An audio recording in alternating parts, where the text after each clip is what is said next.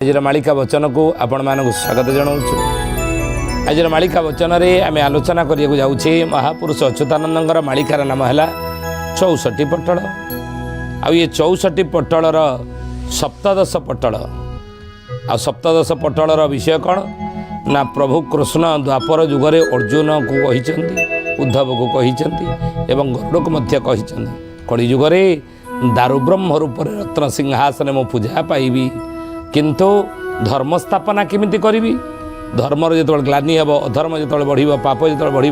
से मुझे कौन करी ए किमिति धर्म स्थापना करी अधर्मर विनाश केमिति करी पापर विनाश केतबेले करी ना मु नर शरीर धारण करी ना कौ कौ अधर्म अनीति जो आप नर शरीर धारण करी हे प्रभु कहतु पचारि अच्युतानंद महापुरुष शिष्य रामचंद्र आगे 64 पटल से कथा लिखिं कौन अन्याय अनीति कली जुगे हेब कौन कहले कहले बाबू रे एभली परिस्थिति हेब पंडित होईन पिता मातांकर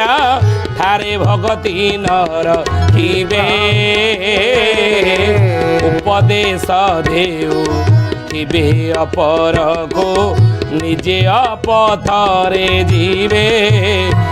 सामाजिक व्यवस्था आज देखु केमिति भाव हेलानी। महापुरुष से कथा अच्युतानंद कहले कहले पंडित होईन पिता मातांकर ठारे भक्ति न रखिबे। जड़े ज्ञानी थीबो जड़े विवेकी थीबो जड़े पंडित होइथिबो किंतु पंडितर कथा कहूथले मध्य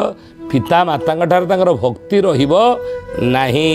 या होछि आ उपदेश देउथिबे अपर को निजे अपथरे थिबे अन्य को उपदेश देउथिबे अपथरे थिबे। आउरी कहले गोबद्ध संसारे बहुत होइब गोहरण से ही परी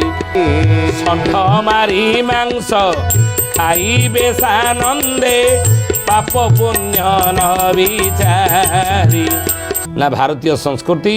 जो 4टी गोड़े छिड़ा होती गो गायत्री गीता गंगा तो से महापुरुष माने कहते ज्ञानी माने उपदेश देते जितेबले ये 4 जन माँ कांदे 4 जन माँ को आखिर लुह गढ़ से जान पृथ्वी महासंकट दे गति कर ये संसार महासंकट दे गति कर समाजर लोक मैंने बहुत आपद विपद दे गति करेंगे आपद विपद भोगे कष्ट भोगे जंत्रणा भोगे संकट भोगे केतेबेले ना जितेबले 4टी माँ आखिर जितेबले लुह पड़ ये 4टी माँ जितेबले दुखरे रे से 4टी माँ कि बोलिए महापुरुष अच्युतानंद जी की ना महाप्रभु उद्धव को गरुड़ को अर्जुन को कही भगवान कृष्ण कली जुगरे जितेबाला दारुब्रह्म रूपे पूजा पाइबी रत्न सिंहासन नीलाचल क्षेत्र में उद्धव पचारि प्रभु आपण दारु विग्रह हे हाथ पाद न धर्म स्थापना केमिति करिवे ना धर्म स्थापना मु करी नरतनु धारण करी मानव रूप हेबी ना गोबद्ध संसारे बहुत होइबो कहीं आम कहूले 4 जन माँ को आखिर जिते लुह गड़ 4 जन माँ संसार जो दुखी हेबे आ सेही समय हे ज्ञानगुड़ी मंडली कलिजुगर मनीष उपर बहुत विपद पड़ो संसार उपर बहुत संकट देखादेव सेतबले मनीष समस्यार घेर भितर जंजाल भितर छंदी हो दुख कष्ट विपद आपद जोर पड़ो जो 4 जन माँ दुखी हेबे समाज रे। महापुरुष लिखिं जो माने गोमाता जहाँकर पूज्य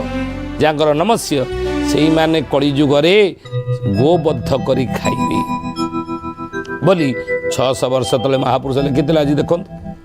सतरे आज परिणत होनी अप्रिय सत कर्ण को दुखद हेले मध्य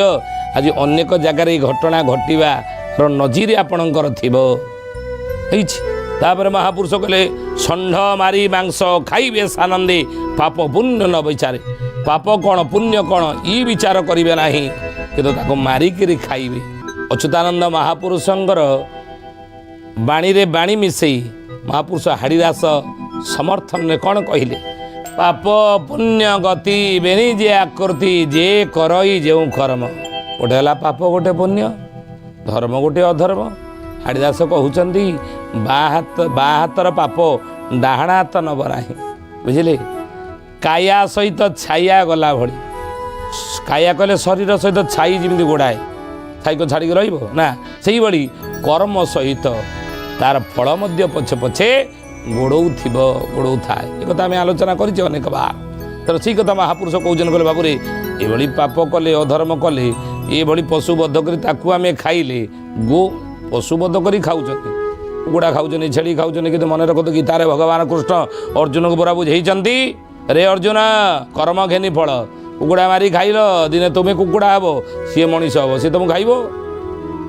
छेली मारिकी खाइल दिने सी मनीष हे तमें छेली हे सी तुमको खाइब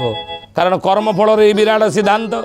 वेदमूर्ति तपनिष्ठ पंडित श्रीराम शर्मा आचार्य मोर गुरुदेव अखिल विश्व गायत्री परिवार जे गुरु से लिखिं गोटे छोटिया बहीटे ना तार गहना कर्मण गति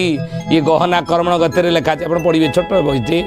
बुझे पढ़े कम दाम कि पढ़े कर्म फल विराट सिद्धांत लिखा अच्छे तेणु से लिखिं बोले कर्म घेनी फल जी जमीया कर्म कर से अनुसार फल पाइब बा हाथर पाप डाण हाथ नब ना तेणु जदि मारिकी खाइबा सी तुम खाइब सी मनीष हम तो आम हवा पशु सी तो खाऊले कि अच्युतानंद देखो कि निराट सत्य कथा कहते बोले कलिजुगे गोबद्ध कर खाइब लोक मैंने पचेबे ना जहाँ पूजा करुवे जी आमर आराध्य देवी नहीं 33 कोटी देवता जहाँटे निवास करती खाइबा पचेबे ना ये पाप हेले कौन हम भगवान कहले अर्जुन